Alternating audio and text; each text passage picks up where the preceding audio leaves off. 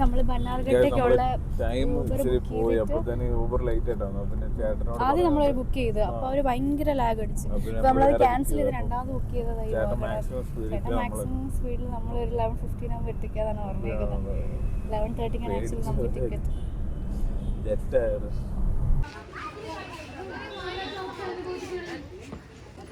നമ്മളൊരു 10:51 ആയപ്പോഴത്തേക്ക് ബന്നാർഘട്ട എത്തിയായിരുന്നു. അപ്പം തന്നെ നല്ല ക്രൗഡായിരുന്നു. നമ്മൾ ഓൺലൈൻ ബുക്ക് ചെയ്ത് എന്തുകൊണ്ടും നന്നായി, അല്ലെങ്കിൽ ആ ലോങ് ക്യൂവിൽ നിന്ന് കഷ്ടപ്പെടേണ്ട വന്നേനെ. ഇവിടെ ബാഗ് ഫുള്ള് കാണിക്കണം. വാട്ടർ ബോട്ടിലൊക്കെ ഉണ്ട്. പ്ലാസ്റ്റിക് ഐറ്റംസ് എല്ലാം മാറ്റിയിട്ടാണ്.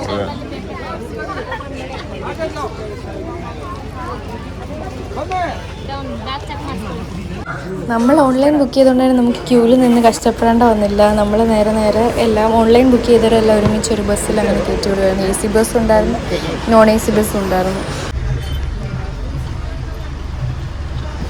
ഓൾറെഡി ഓൺലൈൻ ബുക്ക് ചെയ്തിട്ട് ബന്നാർഘട്ട നാഷണൽ പാർക്കിൽ വന്നത്. അപ്പോൾ അവർ നമ്മൾ ഒരു കുറേ ക്രൗഡഡ് ആയിട്ടുള്ള ഒരു ബസ്സിൽ തന്നെ കയറ്റി. അപ്പോൾ ഓൾറെഡി എല്ലാവരും തന്നെ ഫ്രണ്ടിൽ അങ്ങ് ഇരുന്നു. നമ്മളവരോട് പറഞ്ഞു നമ്മൾ അടുത്ത ബസ്സിന് കയറി. നമ്മൾ 11:30 ആണ്, ഇപ്പോൾ ജസ്റ്റ് ഒരു 9:56 എന്തോ ആയതേ ഉള്ളൂ. അപ്പോൾ അവർ ഒന്നിൽ ഈ ബസ് തന്നെ കയറാൻ പറ്റത്തുള്ളൂ. കുഴപ്പമില്ല, ലെറ്റ്സ് സീ. നമുക്ക് ഇവിടെ ഒരു വ്യൂ ഉണ്ട്, നോക്കാം. നമ്മൾ നോൺ AC ബസ്സാണ് ഓർഡർ ചെയ്തത്. നോൺ AC ബസ്സാണ് ബുക്ക് ചെയ്തത്. കാരണം അല്ലെങ്കിൽ AC ബസ് ആണെങ്കിൽ ഫുള്ള് അടച്ചിട്ടേക്കുന്നത്, അതിൻ്റെ ആവശ്യമില്ലല്ലോ. നമുക്ക് ഇങ്ങനെ കാണുന്ന വൈബ് കുറച്ചുകൂടെ. ബുക്ക് ചെയ്യുമ്പോൾ നോൺ AC തന്നെ ബുക്ക് ചെയ്താൽ. നോൺ ACക്ക് എത്രയായിരുന്നു? ഒരാൾക്ക് 420 അങ്ങനെയാ ടിക്കറ്റ് ചാർജ് വരുന്നത്. എന്നാ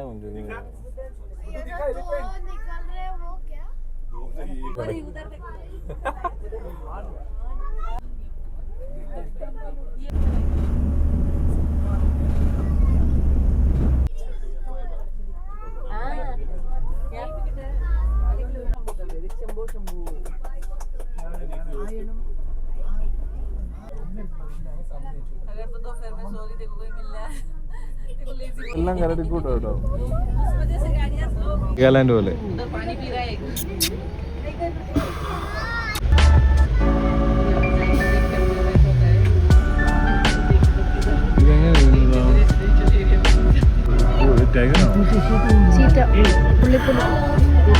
വീഡിയോ ഓടി വരുന്നത്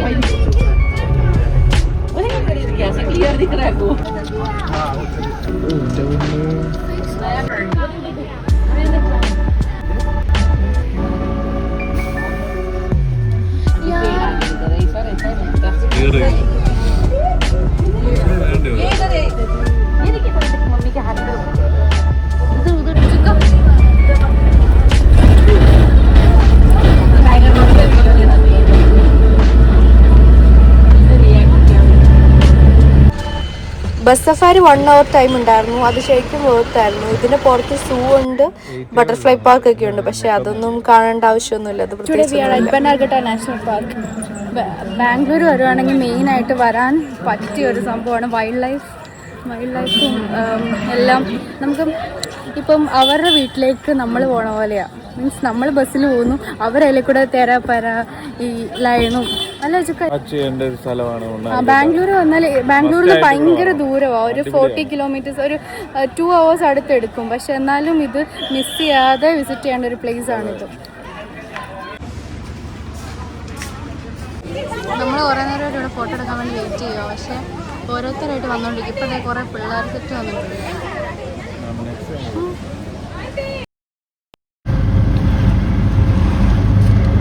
നമ്മളപ്പം ബന്നാർഘട്ടയിൽ നിന്ന് നേരെ ബാംഗ്ലൂർ പാലസിലേക്ക് നമ്മൾ ഊബർ ഓട്ടോ പിടിച്ച്. ഇതാണ് നമ്മൾ വീട്ടിലേക്ക് ബാംഗ്ലൂരിൽ ചെറി ബ്ലോസം പ്ലാൻ. നൈറ്റൊക്കെ നമ്മളെങ്കിൽ കുറച്ചുകൂടെ വൈബ്. Night early morning.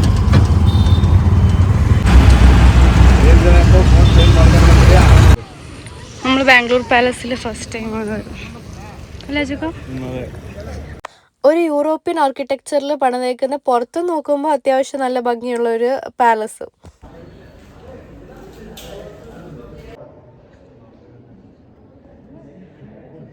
ഇതിന് എൻട്രി ഫീ ആയിട്ട് തന്നെ 270 rupees ഉണ്ട്. എന്നിട്ട് അകത്ത് കയറിയിട്ട് ക്യാമറ ഒന്നും അലൗഡ് അല്ല. അതൊരു വല്ലാത്ത പരിപാടിയായി പോയി. And now we are back to our room. അപ്പോഴാ ഒരു സമാധാനമായത്. ബാംഗ്ലൂർ പാലസ് പോയത് ഒട്ടും വേർത്തായില്ല.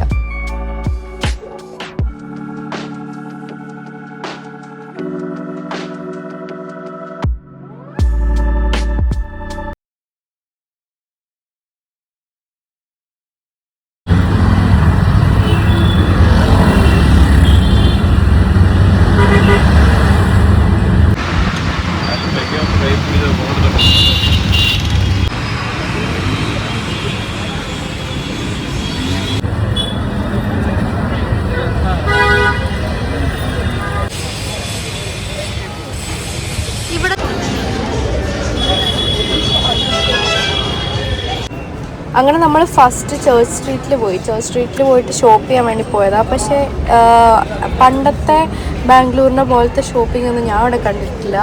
അവിടെ സ്ട്രീറ്റ് ഷോപ്പിംഗ് ആയിട്ടൊന്നുമില്ല. എല്ലാം നല്ല പെർമനൻറ്റ് നല്ല അടിപൊളി കടകൾ മാത്രമേ ഉണ്ടായിരുന്നുള്ളൂ. അങ്ങനെ നമ്മൾ അവിടെ നിന്ന് അടുത്തപ്പോൾ നമ്മൾ കൊമേഴ്ഷ്യൽ സ്ട്രീറ്റ് കുറച്ച് വോക്കബിൾ ഡിസ്റ്റൻസ് ഉണ്ടായിരുന്നുള്ളൂ. അപ്പോൾ നമ്മൾ അങ്ങോട്ടേക്ക് നടന്നു പോയി.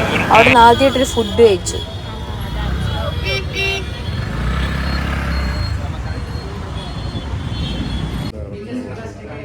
വിശന്ന് നല്ല ഊപ്പാടൊക്കെ ഇരിക്കുകയായിരുന്നു. അപ്പോൾ അവിടെ നല്ല ഫുഡ് കഴിച്ചു. നല്ല വെജ് ഫുഡ് കഴിച്ചു. ഇത്രയും തണുപ്പ് പ്രതീക്ഷിച്ചില്ല. ഓട്ടോയിലിരുന്നിട്ട് ഒരു രക്ഷയില്ല. പിന്നെ നമ്മൾ നേരെ റൂമിലേക്ക് പോയി. അപ്പം ഈ നൈറ്റ് വ്യൂ കാണാൻ അടിപൊളിയായിരുന്നു. ബാംഗ്ലൂർ മൊത്തം തന്നെ കാണാമായിരുന്നു.